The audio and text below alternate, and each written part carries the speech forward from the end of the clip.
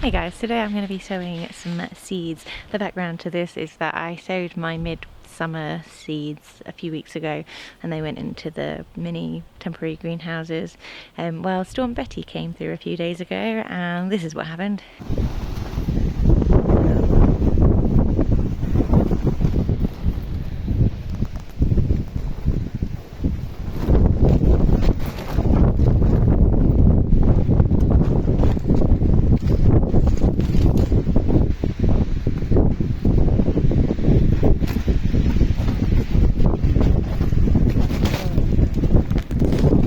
So basically that's all lost. There were some other casualties in there, but I'm not ready to talk about it yet. Instead, I'm going to get on and replant some of those seeds. I'd also start to think about what we want to plant at the end of summer, because we're getting there now, and I've lost all hope that we're suddenly going to have a magnificent few weeks of sunshine. It doesn't look like it's happening for us this year, so I'm going to get on with my autumn planting.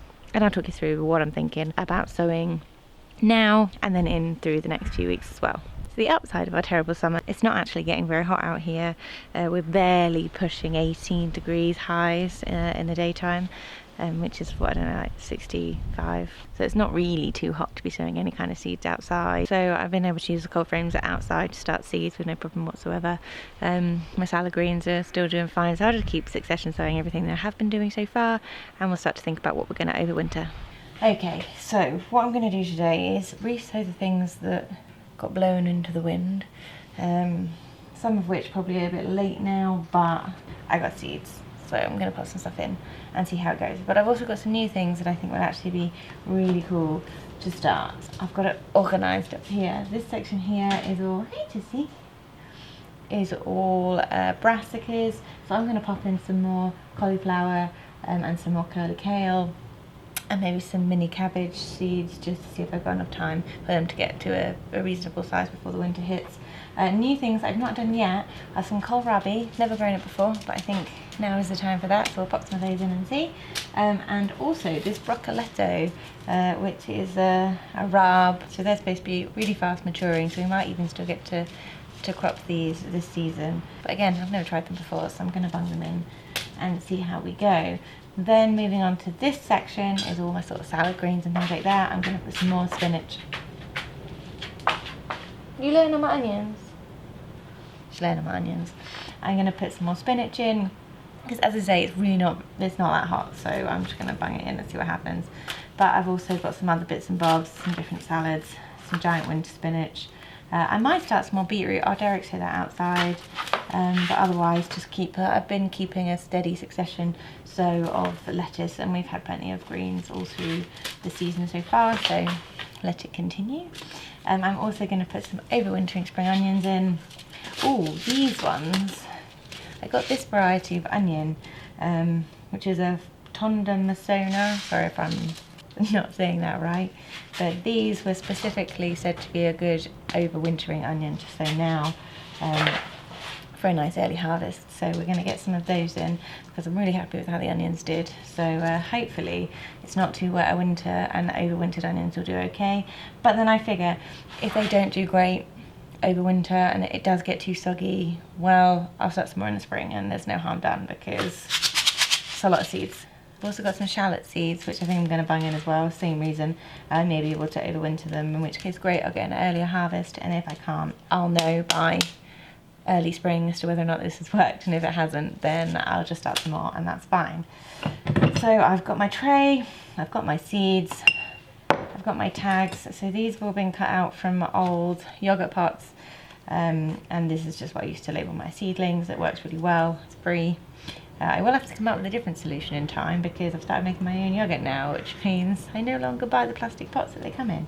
But these are obviously reusable, so that is future me's problem. So let's get going. So I'm going to start with this giant winter spinach. I've not grown this variety before, so see how this goes. I'll probably start another round of these in a few weeks as well. This might be a little bit early.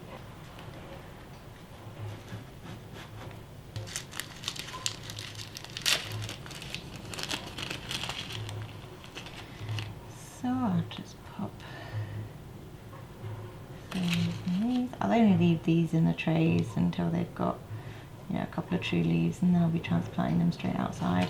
The only reason I don't direct sow all that much stuff outside is because I'm still battling quite a lot of weeds, which is fine. It just means that I take the Dutch hoe out and just hoe over the beds quite a lot to try and stay on top of the weeds, but obviously I don't want to do that if I've got young seedlings just starting to pop up. So this way I can hoe over the bed and then pop these in as small plants, rather than trying to pick out what to hoe and what not. Things like beetroot I don't mind putting straight out because they come up really quickly, and it's really obvious which one's beetroot and which ones are weeds. So the beetroot are fine.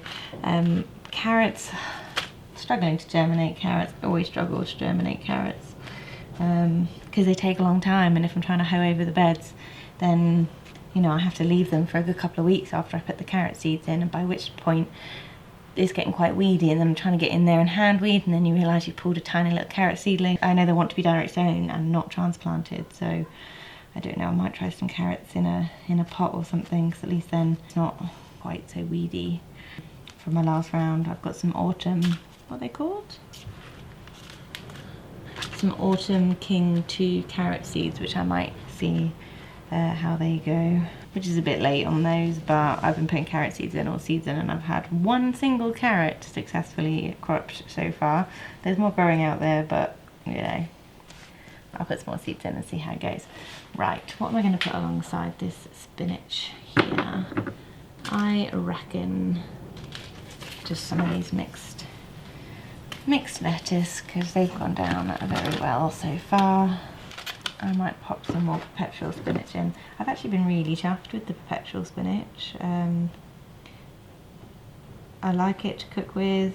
I like to eat it in salads. It's worked really well. Just in case it's a bit too early for my giant winter spinach and it doesn't like the fact that we're still in summer, I will pop the perpetual spinach in and see if we can get another round of that.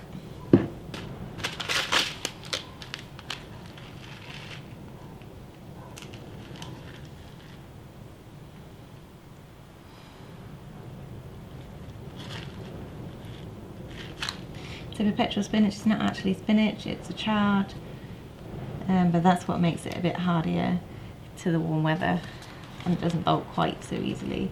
I find that it takes a little bit longer to cook down into things. It holds its shape a little bit more than spinach, but otherwise it tastes very, very similar, and I think it's quite nice. So that is another round of those in, all in one tray. Fab. Right. I'm just going to get on with this, otherwise I'm going to spend all this time blathering. So I'm going to put some music on, I'm going to get this done, and then we'll see what time it is. I also want to get, so we're in the point now where the solar panels are on and they're working, which is super exciting, but we're not actually hooked up to the grid yet, so we're not feeding back in, which means if we don't use it, it's wasted. So what I want to do is go in and do some canning, because that feels like free electricity right now if I do canning while the sun is shining on those panels. So I'm going to get this done, and then I'm going to go in and can up a load of soup.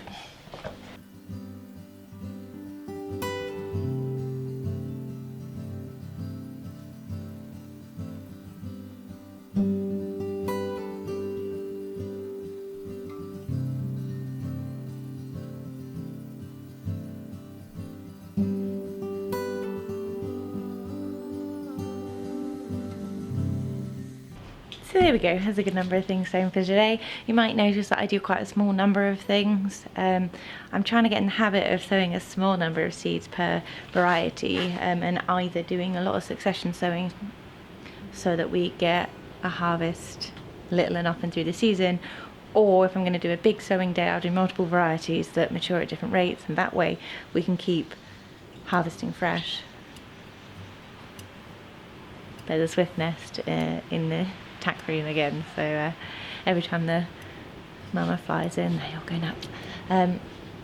Yeah, so that we're eating fresh for as much of the season as possible, and then anything extra that we don't eat or I don't think we're going to get to, I can harvest and stick in the freezer or whatever, so that we still have some over the winter, but trying to eat fresh as much as possible. So a little bit of an experiment with the onions. I grew this year's onions, started in, I think it was late January inside, and then they went out sort of in the spring, and they're currently drying on the floor behind me, and they have done really well. So I know that I can do that if these don't work out, but I thought I would give a couple of different varieties a go, and one of them was an overwintering kind. So we'll see how that goes. Hopefully that'll go well and we can have some different varieties of onion harvesting at different times, and then we'll be able to use fresh and have some to dry and put up over the winter. I'll probably get a good few months into winter with these onions, but I probably didn't do enough, so there's definitely going to be more onions in my future.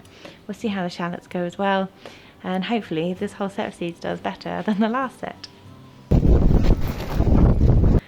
So fingers crossed for some reasonable weather, but otherwise I'm just going to keep plodding on and enjoying my time in the garden. Cheers guys.